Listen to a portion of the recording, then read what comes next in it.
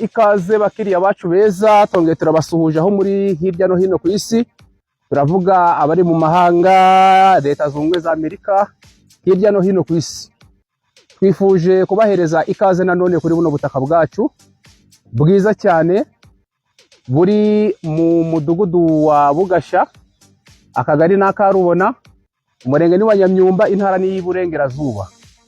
Tukaba twifuje kubatembereza kuri buno butaka rero bwiza cyane, bufite metero kare 1756.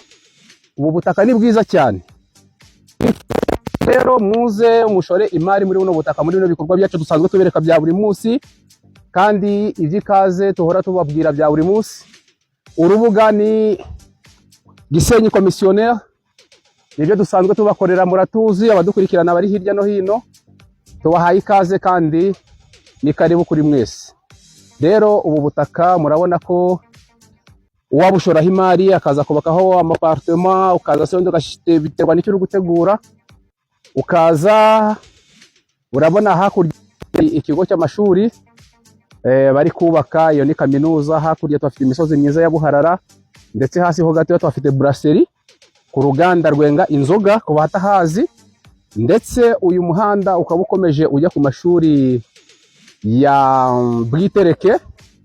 Dusubiye hepfo gatoya ku muhanda tuhafite umuhanda mwiza wa kaburimbo werekeza mu mujyi wa Gisenyi, ndetse wanawukomeza ukerekeza ujya Karongi. Muri sanga rero muduhamagare kuri nimero zacu, muduhamagare tubarangira ubutaka ayanyibutsi yawe kwanza. Rero reka tubahereze ikaze kugira ngo mujye muduhamagara kuri nimero zacu dusanzwe dukoreraho. Nimero yacu ni 078 308 755, mukongera mukaduhamagara kuri 0782 560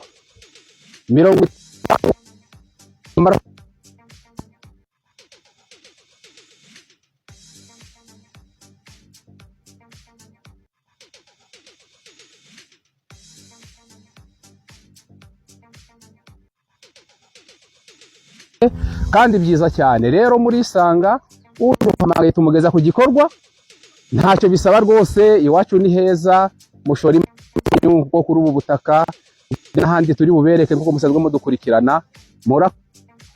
Dukomeje mukurikije kuri za nimero twakomeje kubahereza, turavuga tuti abakeneye amazu akodeshwa, aho ni mu mujyi wa Gisenyi ndetse mu murenge wa Nyamyumba no mu nce zaho mu ngengera aho ngaho, mwaza tukabereka aho gucumbika, aho gukodesha, aho kugura, ndetse n'ibikorwa byari byose mwaba mukeneye. Hari imodoka zikodesha turazibafitiye, hari amasare y'ubukwe turabafitiye, icyo ari cyo cyose mwakenera mwaza mukakitubaza kuko turahari ku bwanyu. Tukomeje rero twongere tubibutse yuko murabona ko Gisenyi ariho twita i Rubavu, turi abaturanyi n'abakongomani. Ubwo abakeneye gukodesha za Goma, abakeneye kugura muri za Goma, abakeneye amapartoma muri Goma, dufite za Himbi, dufite za Bedeger, tukagira za Virunga. Ahariho hose mwakenera muri uyu mujyi wa Goma, dore cyane cyane bacu naho tubahaye ikaze kugira ngo muze dufatanye, kuko cyane hose ni iwacu. Turisanga abaturanyi beza, tukabera abaturanyi beza. Mwaduhamagara tukabitaba ku gihe kandi dukorera kuri gahunda.